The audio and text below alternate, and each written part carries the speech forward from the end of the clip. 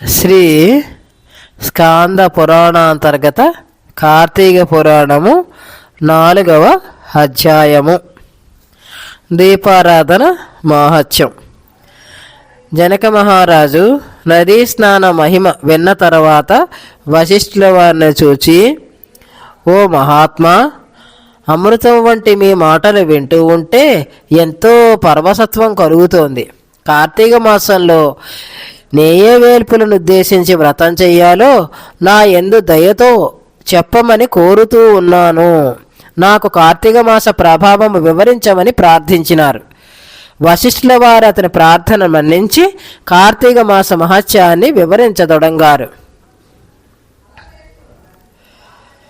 మహారాజా, సకల పుణ్యాన్ని ప్రసాదించే కార్తీక మాస ప్రభావం గురించి చెబుతాను, శ్రద్ధగా విను.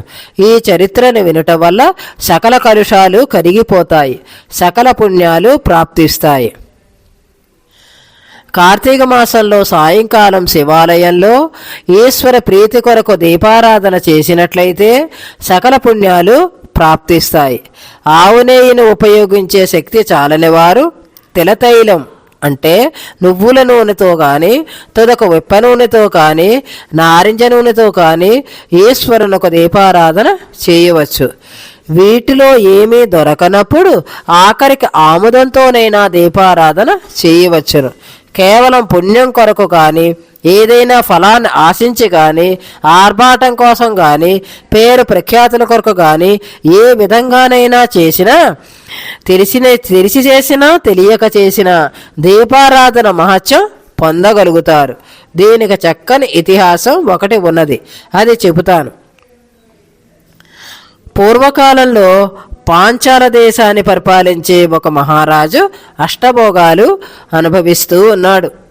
అతనికి భోగభాగ్యాలు కలిగి ఉన్నప్పటికీ సంతానం లేకపోవటం వల్ల మనశ్శాంతి లేకపోయినది.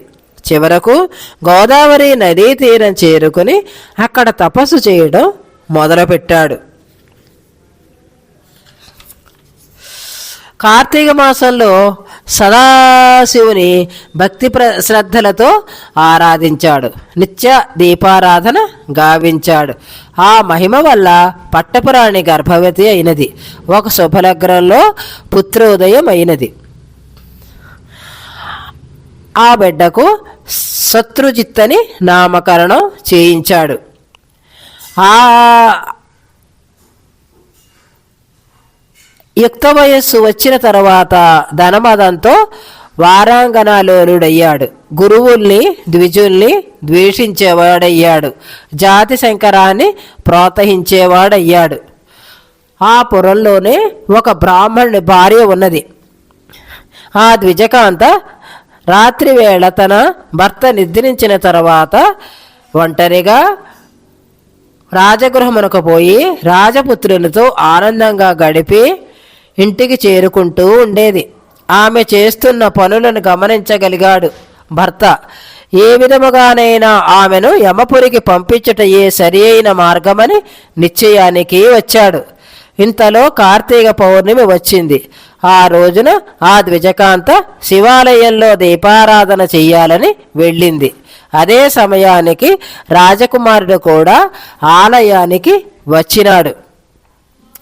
ఆ ద్విజకాంత ఆమె తన భర్త నిద్రించిన తర్వాత శివాలయమునకు చేరుకున్నది. దీపపు ప్రమిద నిండుగా ఆముదము పోసి వత్తి పెద్దదిగా చేసి దీపాన్ని ప్రజ్వలింపజేసి ఆ వెలుగులోనే రాజకుమారునితో ఆనందంగా గడిపినది. ఆమె వెన్నంటి వచ్చిన భర్త మెల్లగా తలుపు బిగించి కత్తితో భార్యను పొడిచి తర్వాత రాజకుమారుని హత్య చేశాడు. రాజకుమారుడు కూడా చనిపోయే ముందు కోపంతో ఆ బ్రాహ్మణుణ్ణి చంపినాడు. ఈ విధముగా ముగ్గురు ఒకే మారు కార్తీక పౌర్ణమి సోమవారం నాడు చనిపోయినారు. ప్రాణాలు తీసుకుని పోవడానికి యమలోకం నుండి యమభటులు పాసాయుధాలు పట్టుకుని వచ్చారు. శివలోకం నుండి శివకింకరులు కూడా వచ్చారు. శివదూతలు రాజకుమారుని బ్రాహ్మణుని భార్యని విమానం మీద కైలాసం తీసుకుని పోయారు. భీకరాకారులైన యమభటులు బ్రాహ్మణుని కాళ్ళు చేతులు కట్టి యమలోకమునకు ఈడ్చుకుపోతూ ఉన్నారు. అప్పుడు ఆ బ్రాహ్మణుడు యమభటులను చూచి, ఓ యమదూతలారా, ఏమీ మీ యాగడము? మీరు పొరబడి ఉంటారు. రాజపుత్రుడు నా భార్య పాపాత్ములు. వాళ్ళు విమానం మీద కైలాసం పోవడమేమిటి? సదాచార సంపన్నుడైన నన్ను మీరు తీసుకుని పోయేటంత పాపం ఏం చేశాను? మంచివాళ్లకు శిక్ష, చెడ్డవాళ్లకు మహాగౌరవం కలుగుటకు కారణం ఏమిటో అర్థం కావటం లేదు అన్నాడు. యమదూతలు నవ్వుకుంటూ ఆ బ్రాహ్మణ జీవితో, బ్రాహ్మణోత్తమ, నీ ఇల్లాలు దురాచార పరాయణ అయినప్పటికీ, మోహం కలది అయినప్పటికీ తన చీర కొంగుతో వత్తి చేసి దీపారాధన చేసినది.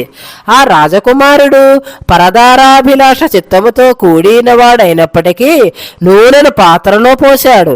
తైల కార్తీక ప్రభావం వల్ల వాళ్ళిద్దరి యొక్క పాపాలు నశించిపోయాయి.